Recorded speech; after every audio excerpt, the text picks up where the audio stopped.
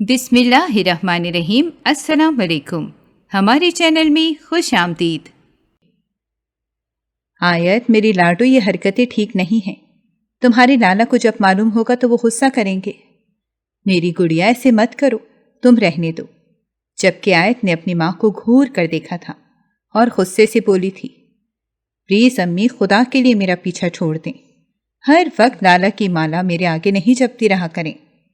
لالا نے یہ منع کر دیا، لالا نے وہاں جانے سے منع کر دیا۔ تم لالا کی اجازت کے بغیر یہ نہیں کھا سکتی۔ یار، میری بھی کوئی زندگی ہے، میں جیتی جاگتی انسان ہوں، میرا جو دل چاہے گا میں کروں گی۔ فائز سے میری شادی ہونے والی ہے، اور اگر میں اس سے ملاقات کر رہی ہوں تو اس میں کون سی قباحت ہے؟ جبکہ سکینہ بیگم نے اپنی بیٹی کو تعصب سے دیکھا تھا، جو اپنی کمبختی خود لانے کی کوشش کر رہی تھی۔ وہ لال جوڑے میں تھی۔ دودھیا رنگت کی مالک آیت بہت خوبصورت لگ رہی تھی۔ چہرہ صاف شفاف تھا، غزالی آنکھیں جن کو کاجل لگا کر مزید قیامت بنایا گیا تھا، چھوٹی سی ناک، خوبصورت پنکھڑیوں کی مانند گلابی ہونٹ، قدرتی گلابی گال۔ وہ لڑکی حسن کا شاہکار تھی، کوئی بھی اس کو دیکھتا تو دیکھتا ہی رہ جاتا تھا۔ یہی وجہ تھی کہ اس کا لالا اور اس کی اماں ہمیشہ اس کے اکیلے باہر جانے سے ہمیشہ ڈرتے آئے تھے۔ یکدم اس کا موبائل رنگ ہوا تھا۔ موبائل اٹھا کر دیکھا تو فائز کی کال آ رہی تھی۔ اس کے چہرے پر ایک خوبصورت مسکان آئی تھی۔ یہی تو ایک شخص تھا جو اس کے جذبات کی قدر کرتا تھا، اس کی ہر بات کو اول آخر مانتا تھا، اس کے لاڈ اٹھاتا تھا، اس کے من کی ہر مراد پوری کرتا۔ وہ فوراً دروازے کی طرف بھاگی تھی، جب اچانک اس کی ماں نے راستے میں ہی اس کا بازو تھام لیا۔ اس کو دیکھتے ہوئے بولی تھی، نہیں آیت، ایسا مت کرو، چادر تو لیتی جاؤ۔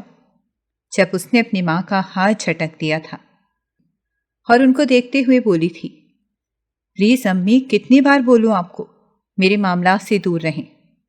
فائز کو یہ سب کچھ نہیں پسند۔ وہ کہتے ہیں کہ تم اگر میرے ساتھ ہو تو تمہیں ڈرنے کی کوئی ضرورت نہیں ہے، وہ میری حفاظت کر سکتے ہیں۔ وہ یہ بولتے ہی باہر کی طرف بڑھ گئی تھی۔ اس کے لمبے بال آبشار کی مانند کمر پر پھیلے ہوئے تھے، جو اس کو مزید دلکش بنا رہے تھے۔ وہ حویلی سے باہر آئی تو فائز پہلے ہی اپنی گاڑی لے کر حویلی کے گیٹ پر کھڑا ہوا تھا۔ اس کو دیکھتے ہی اس کی بانچیں کھل اٹھی تھیں۔ وہ فوراً ہی ہاتھ ہلانے لگا تھا، جبکہ آیت کے چہرے کے تو رنگ ہی تبدیل ہو گئے تھے۔ وہ بھاگ کر اس کے سینے سے لگی تھی۔ اگر گاؤں کا کوئی بھی فرد اس کو ایسی حرکت کرتے ہوئے دیکھ لیتا تو جہاں بھر میں ان کی بدنامی ہونا طے تھی۔ جبکہ فائز نے اسے فوراً دور کیا تھا اور اس کو آنکھیں دکھاتے ہوئے بولا تھا، آیت، کوئی دیکھ لے گا، کیا کر رہی ہو؟ ابھی ہم دونوں اکیلے میں نہیں ہیں بلکہ روڈ پر کھڑے ہوئے ہیں۔ وہ سختی سے بولا تھا۔ اس کو معلوم تھا کہ آیت چھوٹی ہے، اس کے پاس عقل نہیں ہے، لیکن وہ سمجھدار تھا۔ وہ ایسا کچھ نہیں کرنا چاہتا تھا جس کی وجہ سے آیت کی بدنامی ہو۔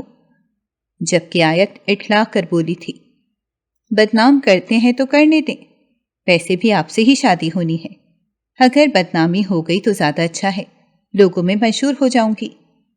جبکہ فائز نے اس کے سر پر چپت لگائی تھی اور آنکھیں دکھاتے ہوئے بولا تھا، خدا نہ کرے کبھی تو تم بدنام ہو، اللہ تمہیں ہمیشہ اپنے حفظ و امان میں رکھے۔ چلو گاڑی میں بیٹھ جاؤ، ورنہ کسی کی نظر لگ جائے گی۔ آج تم بہت خوبصورت لگ رہی ہو، بالکل میری شہزادی لگ رہی ہو۔ اس نے مسکرا کر فائز کو دیکھا تھا۔ یہ واحد انسان تھا جو اس کی دل کی دنیا میں بلند مرتبہ رکھتا تھا۔ وہ خاموشی سے گاڑی میں بیٹھ گئی تھی، لیکن اسی پل اس کے لالا کی گاڑی فائز کے سامنے آ کر رکی تھی۔ آیت کا دل دھڑکنا بھول گیا تھا۔ اس کے چہرے کی رنگت پیلی زرد پڑ گئی تھی۔ وہ اپنی ماں کے سامنے کتنا بھی جھنجھلا لے، غصہ کر لے، لیکن وہ اپنے لالا کے سامنے بھیگی بلی بن جاتی تھی۔ سرفراز جیسے ہی گاڑی سے باہر آیا، اس کا غصہ 7ویں آسمان پر پہنچا تھا، جبکہ فائز کا بھی دماغ پل میں گھوم گیا تھا، کیونکہ اس کو معلوم تھا کہ یہ شخص اب کیا بدتمیزی کرنے والا تھا۔ سرفراز لمبے لمبے ڈنگ بھرتا ہوا ان لوگوں کے پاس آیا تھا اور آیت کی طرف کا دروازہ کھول کر ان لوگوں کے پاس آیا تھا اور آیت کی طرف کا دروازہ کھول کر کھینچ کے آیت کو باہر نکالا تھا۔ وہ بھی آگے قدم بڑھاتا اس سے پہلے ہی فائز کی آواز گونجی تھی، خبردار جو تم آیت کو لے کر اندر گئے۔ سرفراز نے خون آشام نگاہوں سے دیکھا تھا اور ان دونوں کے برعکس سرفراز کی گاڑی میں بیٹھا رومان جو اپنے موبائل میں مگن تھا۔ شور ہونے پر اس نے فوراً سر اٹھایا تھا۔ سامنے ہی سالہ اور بہنوئی کو دیکھ کر وہ سمجھ گیا تھا کہ اب جنگ چھڑنے والی ہے۔ وہ فوراً گاڑی سے باہر آیا تھا اور ابھی فائز اس کا گریبان پکڑتا، اس سے پہلے ہی اس نے فائز کو تھام لیا تھا، جبکہ فائز پھڑ پھڑا کے رہ گیا تھا۔ رومان نے اس کو اچھی طرح قابو کر لیا تھا۔ سرفراز غصے سے چلایا تھا، رومان چھوڑو اسے۔ یہ ہوتا کون ہے مجھے آرڈر دینے والا کہ میں اپنی بہن کو حویلی کے اندر نہیں لے کر جا سکتا؟ شوہر نہیں بنے تم فائز عالم، ابھی محض منگیتر ہو، اسی لیے اپنی اوقات میں رہو۔ فائز اس کی بات سن کر یک دم ہتے سے اکھڑ گیا تھا اور غصے سے بولا، ہمارے خاندان میں منگ نکاح کی حیثیت رکھتی ہے اور تم کہتے ہو کہ میں اس پر حق نہیں جتا سکتا۔ سرفراز یہ مت بھولو کہ کل کو تم بھی ہماری دہلیز پر آنے والے ہو۔ جبکہ فراز کی آنکھیں پل میں تبدیل ہوئی تھیں اور وہ غصے سے مزید چلایا تھا، اگر کہتے ہو تو نہیں آؤں گا، اور ویسے بھی مجھے کوئی شوق نہیں ہے تمہاری دہلیز پر آنے کا، بس بڑوں کی رسم نبھا رہا ہوں۔ یہ کہتے ہی اس نے آیت کو مزید سختی سے اپنے ساتھ کھینچا تھا اور حویلی کے اندر لے گیا تھا، جبکہ رومان کی گرفت میں پھڑپھڑاتا فائز اس کو دیکھتا رہ گیا تھا۔ ان دونوں کے اندر جانے کے بعد رومان نے اس کو چھوڑا تھا، جبکہ فائز اس کو جھڑکتے ہوئے بولا تھا، تمہاری ہمت کیسے ہوئی مجھے تھامنے کی؟ تم نے سمجھ کیا رکھا ہے؟ اوقات میں رہو رومان شاہ، زیادہ میرے باپ بننے کی تمہیں ضرورت نہیں ہے۔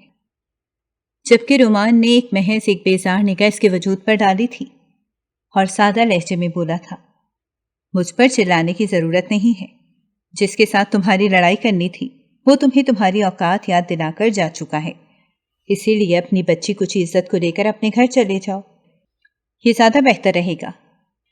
یہ کہتے ہی وہ حویلی کی طرف گامزن ہو گیا تھا، لیکن چند قدم چل کر وہ ایڑیوں کے بل پلٹا تھا اور اس کو دیکھتے ہوئے بولا تھا، اور ہاں فائز، ایک بات کہنا چاہتا ہوں، اگر ہو سکے تو دوسرے کی بہن بیٹی کو گھمانے سے بہتر ہے کہ اپنی بہن بیٹی پر نظر رکھ لو، یہ زیادہ بہتر رہے گا۔ یہ بول کر وہ وہاں ٹھہرا نہیں تھا بلکہ حویلی میں چلا گیا تھا، جبکہ فائز محض اس کی پشت دیکھتا رہ گیا تھا۔ اس کے آخری جملے اس کی سمجھ سے بالاتر تھے۔ وہ سر چھٹک کر گھر کی طرف روانہ ہو گیا تھا۔ سرفراز کی وجہ سے آج اس کا دن برباد ہو چکا تھا، حالانکہ اس کی آیت کے ساتھ آج بہت سارے پلان تھے۔ واحد آیت تھی جس کی وجہ سے وہ اس دہلیز پر بار بار آتا تھا، ورنہ تو اس کا بس چلتا تو وہ کبھی یہاں کا رخ بھی نہ کرتا۔ وہ کسی کے سامنے جھکنے والا انسان محض آیت کی خاطر اس کے بھائی کے آگے مسلسل جھک رہا تھا، اس کی ہر بدتمیزی کو برداشت کر رہا تھا، لیکن وہ دن دور نہیں تھا جب یہ دونوں ایک دوسرے کا گریبان تھام لیتے۔ بہرحال اس نے اپنے آپ پر قابو کر لیا تھا، اس کو یہ سب نکاح ہونے تک برداشت کرنا ہی تھا۔ اس کے بعد تو وہ تہیہ کر چکا تھا کہ شادی ہونے کے بعد وہ آیت کو کبھی بھی اس حویلی کا رخ نہیں کرنے دے گا، چاہے آیت روتی ہی رہ جائے، کیونکہ جتنی ضلالت اس کی ہو چکی تھی اب اس میں ہمت نہیں تھی کہ وہ مزید برداشت کرتا۔ جبکہ اس کے برعکس سرفراز حویلی میں آتے ہی آیت کے چہرے پر ایک تھپڑ جڑ چکا تھا اور اس کو دیکھتے ہوئے غصے سے بولا تھا، لڑکی، تمہارے اندر حیا شرم مر چکی ہے، اتنی غیرت نہیں آئی کہ ایک چادر لے لو، محض ایک جالی کا دوپٹہ گلے میں ڈال کر تم اس نامحرم شخص کے ساتھ گھومنے جا رہی ہو، شرم آنی چاہیے، حیا کیا بیچ کر کھا چکی ہو تم؟ جبکہ آیت خوف کے مارے لرس رہی تھی، اس کا دم خشک ہونے کے قریب آ گیا تھا۔ وہ جتنے بہادر بن لے لیکن سرفراز کے سامنے اس کے ہونٹ بھی جنبش نہیں کرتے تھے۔ وہ مزید کچھ کہتا، اس سے پہلے ہی رومان نے اسے تھام لیا تھا اور سر نفی میں ہلاتے ہوئے بولا تھا، لالا بس ہو گیا، چھوٹی ہے وہ، عقل کی کمی ہے، جلد سمجھ آ جائے گی، گڑیا تم اندر جاؤ۔ نیچے زمین پر گری آیت نے نم آنکھوں سے رومان کو دیکھا تھا اور خاموشی سے اندر چلی گئی تھی۔ رومان شاہ سرفراز کا بہترین دوست اور ہمراز تھا، ان دونوں کی آپس میں بہت اچھی دوستی تھی، گھر والوں کا بھی آنا جانا تھا۔ اسی لیے رومان ان کے گھر میں آسانی سے آیا جایا کرتا تھا، جبکہ اس کے برعکس فائز عالم کو کوئی اور نہیں بلکہ انہی کے چچا کا بیٹا تھا۔ مگر سرفراز نے سختی سے اس کو منع کیا ہوا تھا کہ وہ حویلی کے اندر قدم نہیں رکھے گا۔ بچپن میں ہی ان دونوں کی شادیاں طے کر دی گئی تھیں۔ فائز عالم کی شادی آیت عالم سے ہونی تھی، جبکہ سرفراز عالم کی شادی فائز عالم کی چھوٹی بہن نور سے ہونی تھی، اور یہی وجہ تھی کہ ان دونوں کی آپس میں کبھی بنی ہی نہیں تھی، اور ان کے برعکس آیت اور نور ان دونوں سے بے انتہا محبت کرتی تھی۔ آیت تو پھر بھی سمجھدار تھی، جبکہ نور ان تینوں میں سب سے چھوٹی اور معصوم تھی۔ اس کو دنیا کا بھی زیادہ کچھ علم نہیں تھا، اور زیادہ تر گھر میں ہی رہی تھی، اور اس کی منگنی ہوئی تھی، اور جس سے اس کی منگنی ہوئی تھی وہ اس کی گرویدہ تھی۔ اس کو سرفراز عالم سے انتہا زیادہ عشق تھا، اس کی خاطر مرنے کو تیار تھی، جبکہ اس کے برعکس سرفراز عالم اس کی طرف دیکھنا بھی گوارا نہیں کرتا تھا۔ اس کو نفرت تھی اپنے چچا کے بچوں سے۔ بچپن میں ان کے چچا ان کی ماں کے ساتھ بہت بدسلوکی کرتا تھا۔ اس کو آج بھی وہ دن یاد تھا جب فائز کی ماں نے اس کی ماں پر الزام لگایا تھا، اور وہ چچا کے ساتھ تعلقات قائم کر چکی ہے، اور اس وجہ سے اس کے باپ نے اس کی ماں کو ڈنڈے سے مارا تھا۔ وہ لمحہ آج بھی فائز عالم کی آنکھوں سے مخفی نہیں تھا۔ وہ جب بھی وہ لمحہ یاد کرتا تھا تو اس کے رونگٹے کھڑے ہو جاتے تھے۔ اس نے ایک گہری سانس ہوا کے سپرد کی تھی، اپنے اندر اٹھتے اشتعال کو قابو پانے کی ہر ممکن کوشش کر رہا تھا، لیکن غصہ کسی طور پر کم ہونے کا نام نہیں لے رہا تھا۔ اس کے دماغ میں فائز کے آخری جملے گونج رہے تھے، جب تم ہماری دہلیز پر آؤ گے تو ہم بھی تمہیں ذلیل کر کے واپس لوٹائیں گے، اور یہ بات اس کے غصے کو مزید ہوا دے رہی تھی۔ مگر جیسے ہی سکینہ بیگم نے اس کے کندھے پر ہاتھ رکھا تھا، اس کا غصہ پل میں کہیں کھو گیا تھا۔ وہ اپنی ماں کو اپنے سامنے دیکھ کر تمام باتوں کو بھلائے ان کو اپنے سینے سے لگا چکا تھا۔ یہی تو واحد عورت تھی جس کے دم سے اس کی سانسیں چلتی تھیں، ورنہ جب اس کے باپ کا انتقال ہوا تھا وہ اسی پل اپنا دم توڑ دیتا۔ اس کی ماں اس کے سر پر ہاتھ پھیرتے ہوئے بولی تھی، نہ میرے بیٹے، اتنا غصہ صحت کے لیے اچھا نہیں ہوتا، اور کبھی بھی بہن بیٹیوں پر ہاتھ نہیں اٹھایا کرتے، اللہ تعالیٰ ناراض ہوتے ہیں۔ بہن تو عزت ہوتی ہے، اس کو تو پھولوں کی مانند رکھا جاتا ہے، ایسے مارا نہیں جاتا۔ وہ اپنی ماں کو دیکھتے ہوئے ناراض لہجے میں بولا تھا، آپ تو ہمیشہ اسی کی سائیڈ لیں، آپ کو معلوم ہے وہ کیا کرنے جا رہی تھی؟ خدا کا شکر ہے کہ میں وقت پر وہاں پہنچ گیا، ورنہ خاندان والوں میں سے کسی نے اگر اس کو ایسے دیکھ لیا ہوتا تو ہماری کتنی بدنامی ہوتی، یا پھر گاؤں والوں میں سے کسی ایک کی بھی نظر آیت عالم پر پڑ جاتی اور کوئی اس کو پہچان لیتا تو پورا جہاں ہم پر تھو تھو کرتا۔ سب یہی کہتے کہ سردار کی بیٹی اس طرح بنا چادر کے گھوم رہی تھی، وہ بھی کسی اجنبی مرد کے ساتھ، جبکہ اس کی ماں خاموش ہو گئی تھی۔ سر پر سفید دوپٹہ اوڑھے وہ عورت کافی پاکیزہ معلوم ہوتی تھی۔ رومان نے جب بات زیادہ ہی بڑھتی دیکھی تو فوراً سے سرفراز کے گلے میں ہاتھ ڈالتے ہوئے بولا، بس کرو یار، کیا ہو گیا ہے تمہیں؟ کب سے ایک ہی بات کرتے جا رہے ہو؟ ماں جی آپ بتائیں، طبیعت وغیرہ ٹھیک ہے؟ امی بول رہی تھی کہ آپ کی طرف آنے کا، اور آپ بھی کبھی چکر نہیں لگاتی، وہ بہت خفا ہو رہی ہیں آپ سے۔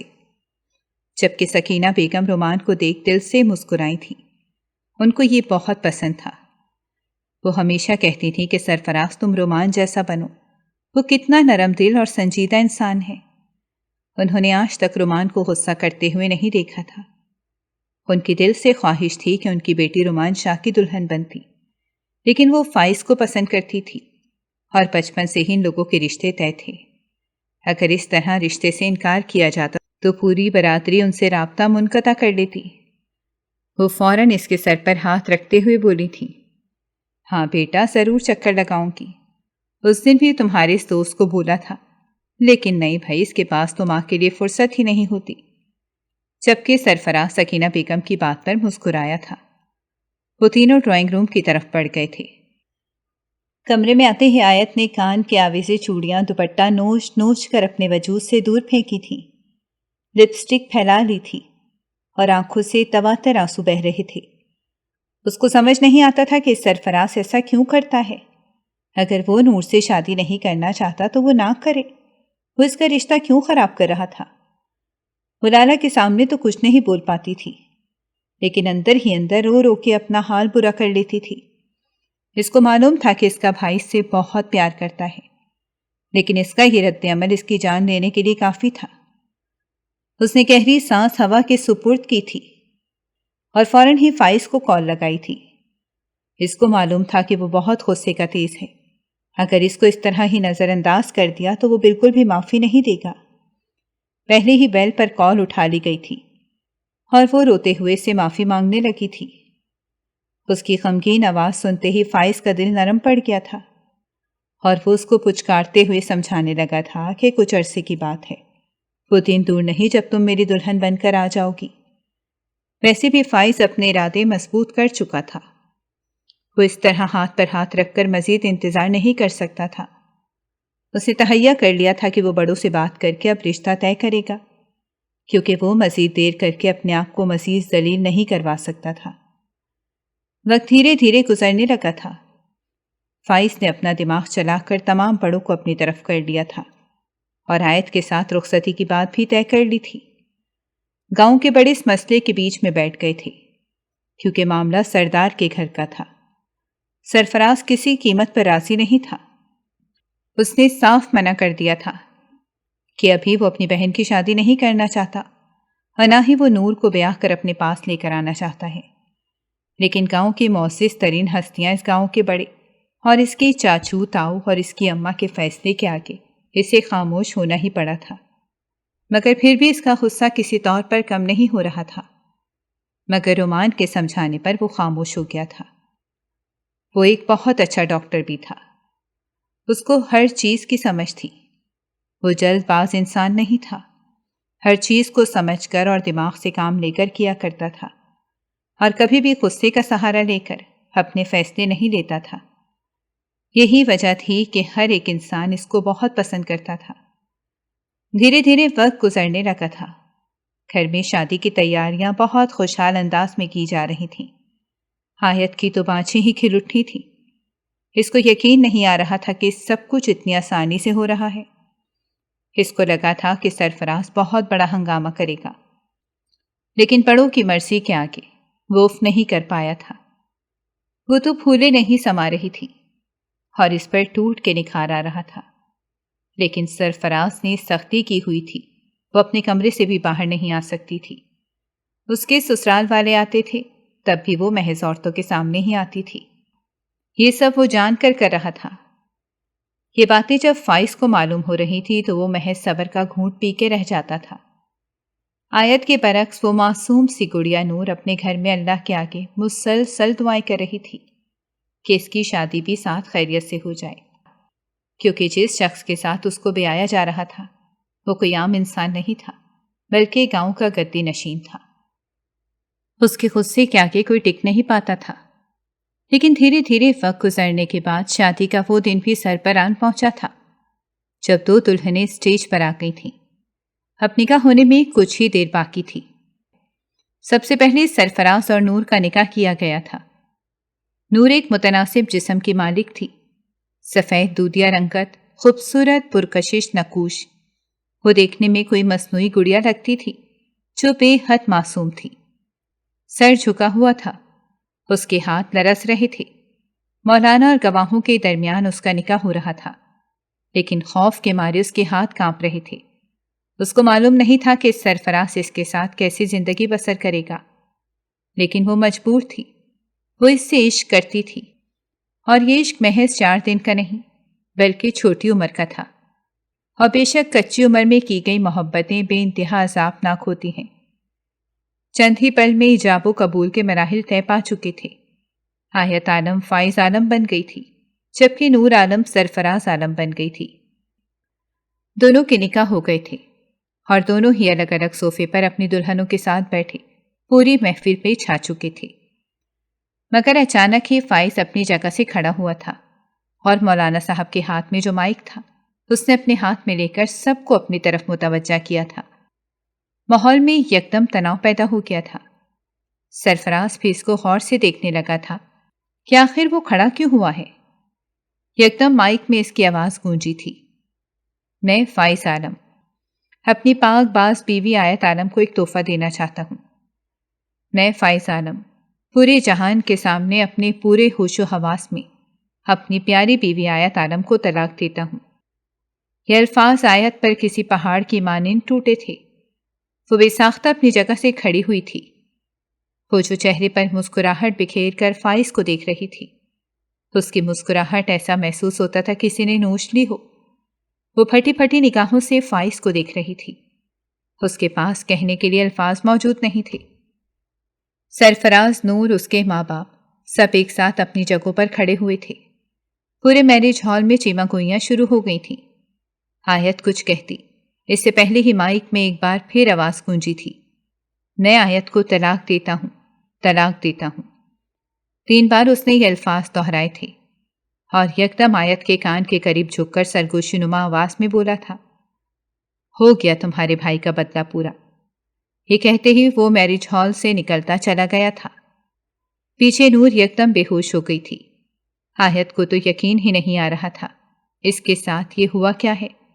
بیٹھے بٹھائے جو عذاب اس پر نازل کیا گیا تھا، اس کی دنیا برباد ہو گئی تھی۔ وہ پورے قد سے زمین بوس ہوئی تھی۔ سرفراز نے نور کی جانب دیکھا تو اس کا شہابی چہرہ بہت مرجھا گیا تھا۔ اس کو سمجھ نہیں آ رہا تھا کہ یہ پل میں کیا ہوا ہے۔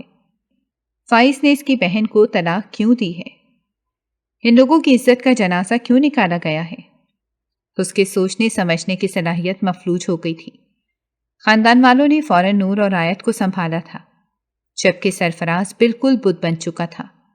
اس کو یقین نہیں آ رہا تھا ابھی چند پل پہلے ہوا کیا ہے، لیکن رومان نے پورے معاملے کی سنجیدگی کو دیکھتے ہوئے سب سے پہلے سکینہ بیگم کو ہوش دلایا تھا تاکہ وہ آیت کو سنبھالتی، اور وہ فوراً سرفراز کی جانب بڑھا تھا تاکہ وہ اس کو سنبھال سکے، کیونکہ اسے معلوم تھا اگر سرفراز کا دماغ گھوم گیا تو وہ فائز کو گولیوں سے چھلنی کر دے گا۔ اس کو معلوم تھا کہ ایک بار اگر اس کو غصہ آ جائے تو وہ اپنے آپا کھو دیتا ہے۔ اس نے فوراً سرفراز کے سینے پر ہاتھ رکھا تھا اور تھپ تھپاتے ہوئے بولا تھا، سرفراز ہوش کرو، دیکھو تمہاری بہن کی کیا حالت ہو رہی ہے، سنبھالو اس کو، اس طرح بت نہ بنو۔ لیکن وہ کچھ بھی نہیں بول رہا تھا۔ اس کے پاس کہنے کے لیے کچھ نہیں تھا۔ اس نے نم آنکھوں سے آیت کو دیکھا تھا جو بالکل بے جان ہو کر زمین پر بیٹھی ہوئی تھی۔ اس سے ایک دم اپنی بہن کا خیال آیا تھا۔ کیا فائز نے ہر بے عزتی کا بدلہ ایسے لیا تھا؟ لیکن اس نے تو شادی کے دوران کچھ نہیں کیا تھا۔ اس کی بہن کو بھی وہ قبول کر چکا تھا، پھر اس کے ساتھ ایسا کیوں ہوا تھا؟ اس نے نظر گھما کر نور کی جانب دیکھا تھا جس کو عورتیں سنبھال رہی تھیں۔ ماحول میں عجیب تناؤ سا پھیل گیا تھا۔ اس کو سمجھ نہیں آ رہا تھا کہ وہ کس طرح سب چیزیں سنبھالے۔ ایک طرف ماں تھی، دوسری طرف بہن تھی، اور تیسری طرف اس کی بیوی تھی، اس آدمی کی بہن جس نے بھی چند پل پہلے اس کی بہن کو طلاق دی تھی، اس کی زندگی برباد کی تھی۔ اس نے سب سے آنکھیں میچ لی تھیں۔ رومان نے تمام معاملات سنبھال لیے تھے۔ اس نے دوست ہونے کا فرض نبھا دیا تھا۔ فوراً ہی ماحول میں پھیلے تناؤ کو اس نے کم کرنے کی کوشش کی تھی۔ کھانا کھول کر تمام مہمانوں کو کھانا سرو کیا تھا، جبکہ آیت، اس کی ماں اور نور کو حویلی پہنچا دیا گیا تھا۔ باراتی بھی حیرت کے سمندر میں غوطہ زن تھے۔ اس کے چاچو نظر ملانے کے قابل نہیں رہے تھے۔ نور کے حویلی جاتے ہی وہ لوگ اپنے گھر کی طرف نکل گئے تھے۔ یقیناً وہ لوگ فائز سے ملاقات کر کے اس سے پوچھنا چاہتے تھے کہ اس نے ایسا کیوں کیا ہے۔ وقت کا پہیہ گھومتا جا رہا تھا۔ تمام مہمانوں کو رخصت کرنے کے بعد سرفراز گھر آیا تھا۔ اس کی ماں سر تھام کر لاؤنج میں بیٹھی ہوئی تھی۔ وہ دندناتا ہوا اپنی ماں کے سر پر پہنچا تھا اور ان کو دیکھتے ہوئے غصے سے بولا تھا، آپ کس کی اجازت سے اس گھر کی بیٹی ہماری حویلی میں لے کر آئی ہیں؟ میں اس لڑکی کو بھی زندہ نہیں چھوڑوں گا۔ جس طرح اس کے بھائی نے ہماری عزت کا جنازہ نکالا ہے، میں بھی اس کی بہن کو بیچ چوراہے میں طلاق دے کر اس کی عزت کا جنازہ نکالوں گا۔ وہ کیا سمجھتے ہیں کہ ہم کچھ نہیں کریں گے؟ ان کی سوچ ہے، میں ان کی نسلیں اجاڑ دوں گا۔ وہ بھی جانتے نہیں ہیں سرفراز عالم کس بلا کا نام ہے۔ وہ مزید کچھ کہتا، اس سے پہلے ہی آیت کی آواز لاؤنج میں گونجی تھی، بہت خوب بھائی، آپ میری زندگی تو برباد کر چکے ہیں، اب ایک اور لڑکی کی زندگی بھی اپنی ضد کی نظر کر دیں۔ آپ کی دشمنی کب ختم ہوگی؟ آج آپ کی دشمنی کی بھیٹ چڑھ گئی ہوں، اور آپ اب اس معصوم کو بھی چڑھانا چاہتے ہیں۔ آپ کیوں معصوم کی بد دعا لینا چاہتے ہیں؟ خدا کے لیے بھائی بخش دیں۔ کیوں زندگیاں برباد کر کے بھی آپ کو سکون نہیں مل رہا ہے؟ آیت بولنے پر آئی تھی تو بولتی چلی گئی تھی۔ رومان جو سرفراز کے پیچھے آیا تھا، آیت کو اس طرح دیکھ کر اس کے دل میں پھانس سی چبھی تھی۔ اس نے تو ہمیشہ آیت کو کھلکھلاتے ہوئے دیکھا تھا، لیکن آج اس کو بولتا دیکھ اور اتنی تکلیف میں دیکھ اس کو اندر تک درد محسوس ہو رہا تھا۔ اس نے دل سے دعا کی تھی کہ اس کی بہن کی زندگی بہتر ہو جائے۔ ہاں، وہ سرفراز عالم کی بہن تھی، لیکن وہ اس کے لیے بھی بہت اہمیت کی حامل تھی۔ سرفراز خاموش ہو گیا تھا۔ آیت نے کچھ غلط نہیں کہا تھا۔ ہاں، وہ اس کی ضد کی نظر ہو چکی تھی۔ اس کی زندگی محض اس ضد میں ہی برباد کی گئی تھی کہ سرفراز اس کا بھائی ہے۔ وہ خاموشی سے رومان کے ساتھ گھر سے باہر چلا گیا تھا، جبکہ آیت کی طبیعت کافی خراب ہو رہی تھی۔ وہ رات ہر ایک نفوس کے لیے اذیت بھری تھی۔ نور کمرے میں جائے نماز پر بیٹھی اپنے نصیب کے لیے دعا مانگتی جا رہی تھی۔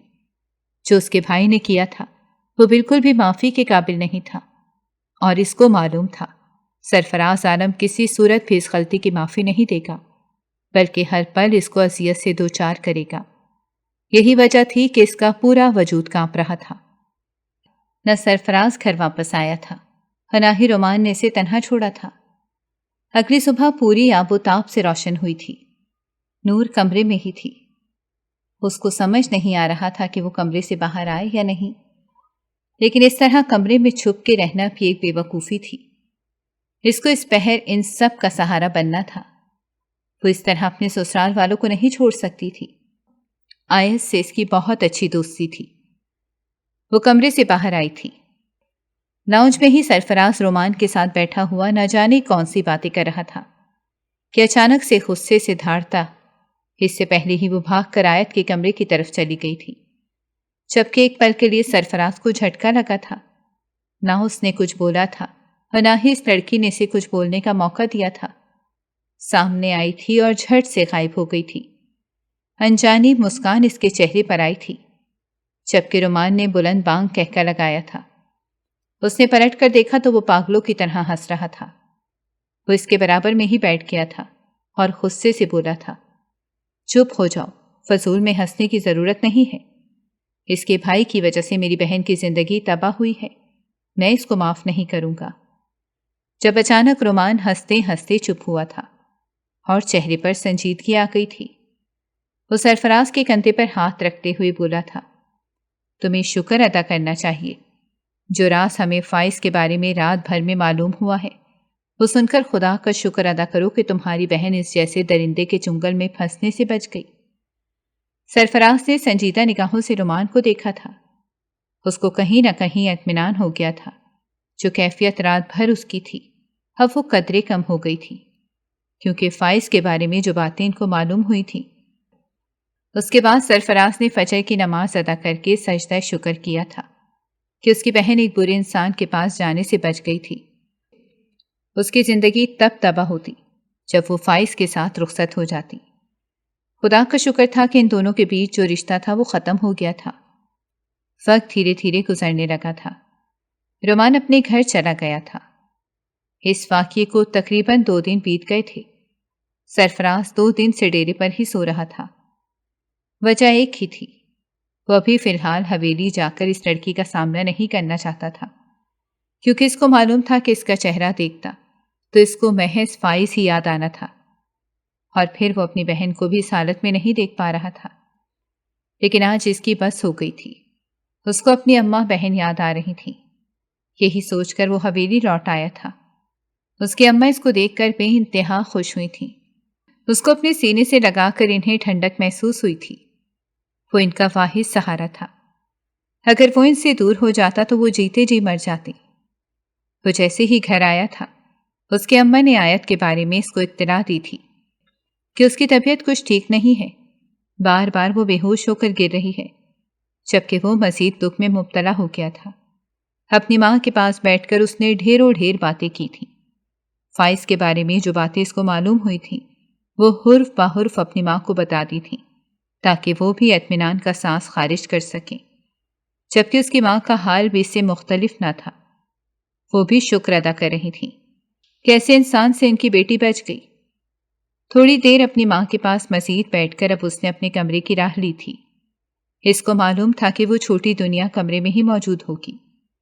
اس کے چہرے پر ایک بھولی بھٹکی مسکان آئی تھی۔ نہ جانے کیوں اس سے سکون سا محسوس ہوا تھا کہ اس نے جذبات میں آ کر نور کے ساتھ کچھ غلط نہیں کیا تھا، کیونکہ اس کو معلوم تھا نور واقعی بہت معصوم اور کم عقل تھی۔ وہ کمرے میں داخل ہوا تو سامنے ہی جائے نماز پر بیٹھی اللہ تعالیٰ سے سسک کر کوئی دعا مانگ رہی تھی۔ اس کے چہرے کی مسکان مزید گہری ہوئی تھی اور وہ قدم پا قدم چلتا ہوا اس کے قریب ہی بیٹھ گیا تھا۔ اس کی موجودگی محسوس کر کے اس کی چلتی سانسیں تھم گئی تھیں اور یہ بات سرفراز کو معلوم ہو گئی تھی۔ وہ اپنے ہاتھ نیچے کر چکی تھی، آنکھیں بھی خشک ہو گئی تھیں۔ وہ کچھ سمجھتی، اس سے پہلے ہی سرفراز اس کے قریب ہوا تھا اور اس کے ماتھے پر ایک محبت بھرا بوسہ دیتے ہوئے بولا تھا، چھوٹی دنیا، میں تمہیں کچھ نہیں بول رہا، اسی لیے سانس نہ روکو۔ جو غلطی تمہارے بھائی نے کی ہے میں اس کی سزا تمہیں نہیں دوں گا۔ یہ بولتے ہی وہ اس کی آنکھیں چوم گیا تھا، جبکہ نور نے گہرا سانس لیا تھا اور سرفراز کے سینے سے لگ گئی تھی۔ وہ رات ان دونوں کے ملن کی تھی۔ سرفراز ہر بات بھلائے نور کو اپنی آغوش میں سمیٹ چکا تھا۔ اس کو معلوم تھا کہ اس کی کوئی غلطی نہیں ہے اور وہ ایسا ظالم شخص نہیں تھا جو بے قصور لوگوں کو سزا دیتا۔ وقت کا پہیہ گھومتا جا رہا تھا۔ آیت کی طبیعت مزید خراب ہوئی تھی اور اس کو اندازہ ہو چکا تھا کہ وہ ایک بڑی مصیبت میں آ گئی ہے۔ فائز اور آیت کئی بار تنہا ملاقات کر چکے تھے، لیکن ان دونوں نے کبھی بھی حد پار نہیں کی تھی۔ لیکن شادی سے محض 1 مہینہ پہلے ان دونوں نے تنہا ملاقات کی تھی اور وہ ملاقات ان دونوں کے لیے ہی بہت خوشگوار رہی تھی۔ لیکن وہ ملاقات آیت کے لیے بہت تکلیف دہ ثابت ہوئی تھی۔ ان کے درمیان موجود پردے کی ہر دیوار گر گئی تھی۔ وہ دونوں ایک ایسا گناہ کر چکے تھے جس کی معافی کسی صورت نہیں ہے۔ فائز نے اس کو بہکا کر اپنے قریب تر کر لیا تھا اور اس سے اپنے تمام تر حقوق حاصل کر لیے تھے جو ابھی اس پر واجب بھی نہیں ہوئے تھے۔ حویلی میں کوئی نہیں تھا، نور اپنے کمرے میں تھی، جبکہ سرفراز اور سکینہ بیگم رومان کے گھر گئے ہوئے تھے۔ رومان شاہ نے 1 ماہ گزرنے کے بعد سرفراز سے اپنے اور آیت کے رشتے کی بات کی تھی اور سرفراز نے فوراً ہی رضامندی ظاہر کر دی تھی۔ وہ لوگ اسی معاملے کی وجہ سے گئے ہوئے تھے اور اسی چیز کا فائدہ اٹھا کر وہ سیدھا لیڈی ڈاکٹر کے پاس آئی تھی۔ واچ مین نے اس کو روکنے کی کوشش کی تھی، لیکن وہ نہیں ٹھہری تھی۔ سب چیزیں فراموش کیے وہ نکل گئی تھی۔ اس کا معائنہ ہونے کے بعد فوراً ہی اس بات کو ڈکلیئر کر دیا گیا تھا کہ وہ حاملہ ہے۔ یہ خبر سن کر ہسپتال کی چھت اس کے سر پر آن گری تھی۔ اس کو یقین نہیں آ رہا تھا کہ جو اس کے ساتھ ہو چکا ہے وہ حقیقت پر مبنی ہے۔ وہ سر تھام چکی تھی۔ ایک ایسی آزمائش اس کے سر پر آئی تھی۔ یہ باتیں اگر اس کے بھائی کو پتہ چلتی تو وہ اس کو زندہ مار دیتا۔ وہ کوریڈور میں ہی سر تھام کر بیٹھی ہوئی تھی جب اچانک ایک مرد کی آواز اس کے کان کے پردوں سے ٹکرائی تھی۔ اس نے گردن موڑ کر دیکھا تھا۔ اس کا دم خشک ہونے کے قریب آ گیا تھا۔ وہ زمین پر بیٹھا ایک عورت کو چپ کروانے کی کوشش کر رہا تھا۔ وہ عورت مسلسل چیخ رہی تھی، جبکہ فائز اس کو رو رو کر چپ کروانے کی کوشش کر رہا تھا۔ وہ فوراً ان دونوں کے قریب گئی تھی۔ اس کو معاملہ کچھ بھی سمجھ نہیں آ رہا تھا۔ فائز کی حالت دیکھ کر اس کا دل کسی نے مٹھی میں جکڑ لیا تھا۔ یکدم 3 ڈاکٹر آئے تھے اور اس لڑکی کے بازو میں انجیکشن پیوست کیا گیا تھا، جس کے باعث وہ چند ہی پل میں بے ہوش ہو گئی تھی۔ اس اسٹریچر پر ڈال کر اس کو وارڈ میں لے گئے تھے، جبکہ فائز وہیں زمین پر بیٹھ کر زاروں قطار رونے لگا تھا۔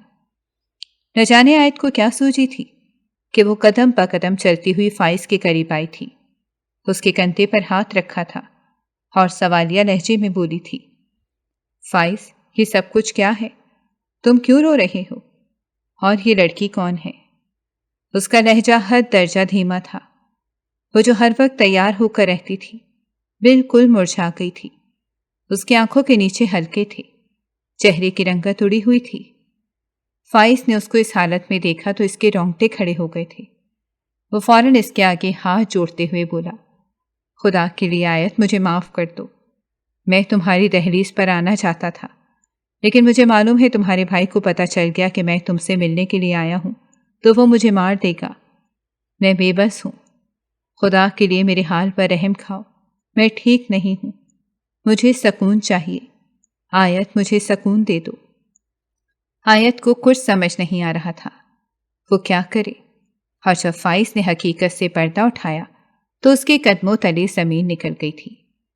فائز عالم ایک معمولی انسان نہیں تھا، وہ محض کسی کا بھائی، کسی کا بیٹا اور کسی کا محبوب نہیں تھا، وہ ایک بد کردار شخص تھا۔ اس کا پسندیدہ کام تھا لڑکیوں کے قریب جا کر ان کی زندگی کو برباد کرنا۔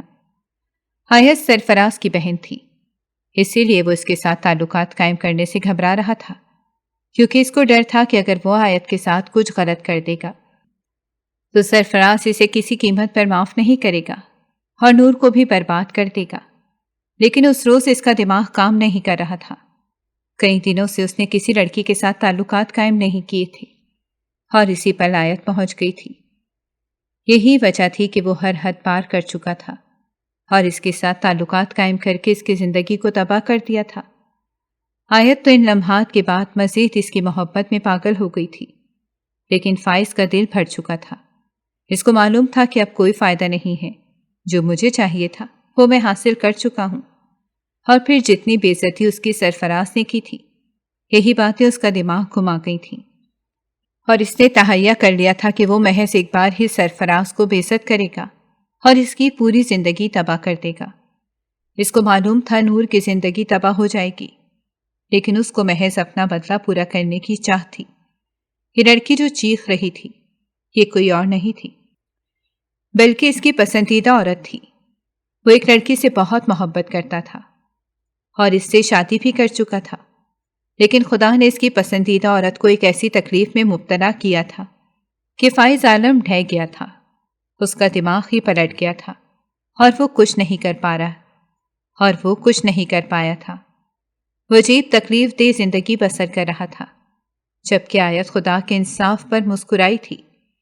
وہ جو لڑکیوں کی زندگی تباہ کرتا تھا، آج اس کی ہی محبت تباہ ہو گئی تھی۔ آیت کے ساتھ جو ہونا تھا ہو گیا تھا، اب قدرت کا انتقام ہونا تھا۔ مکافات عمل شروع ہو چکا تھا۔ وہ مسکرائی تھی اور خاموشی سے اپنا بچہ گرا دیا تھا۔ وہ ناجائز کام نہیں کرنا چاہتی تھی، اس کو معلوم تھا کہ اس نے ایک زندگی کو مار دیا ہے، لیکن وہ جانتی تھی وہ رب توبہ قبول کرنے پر قادر ہے۔ وہ ایک ناجائز اولاد کو جنم دے کر ساری زندگی کے لیے اس کو گالی کا نام نہیں دینا چاہتی تھی۔ یہ کام کرنے کے بعد اس نے اپنے گھر والوں کو تمام حقیقت سے آشنا کر دیا تھا، جبکہ اس کا بھائی خاموش تھا، کیونکہ اس کو معلوم تھا کہ یہ سب آیت کے ساتھ ہو چکا ہے، اور یہ حقیقت رومان کو بھی پتہ چل گئی تھی۔ اس رات وہ جو دونوں گھر سے باہر نکلے تھے، ان دونوں نے ہی فائز کے سارے جہان میں پتہ کیا تھا، اور رومان کے اثر و رسوخ سے تمام حقیقت معلوم ہو گئی تھی کہ آیت کی زندگی بھی تباہ کی گئی ہے، اور اس لڑکے نے کئی عورتوں کو تباہ کیا ہے اور اب ایک عورت کے ساتھ زندگی بسر کر رہا ہے، جبکہ سرفراز نے بر وقت اپنے غصے پر قابو پا کر نور کی زندگی کو بھی برباد ہونے سے بچا لیا تھا، اور اپنی بہن کی شادی رومان شاہ سے کر کے سکون کا سانس لے لیا تھا۔ بے شک جو لوگ دوسروں کے ساتھ برا کرتے ہیں، اللہ انہیں ایسی تکلیف سے دوچار کر دیتا ہے جس کا کوئی نعم البدل نہیں ہوتا۔ اگر آپ کو ہماری کہانیاں پسند آ رہی ہیں تو ہمارے چینل کو سبسکرائب کریں اور بیل آئیکن کو پریس کرنا مت بھولیے گا تاکہ ہماری ہر کہانی آپ تک بر وقت پہنچے، اور کامنٹ باکس میں اپنی رائے کا اظہار کرنا مت بھولیے گا۔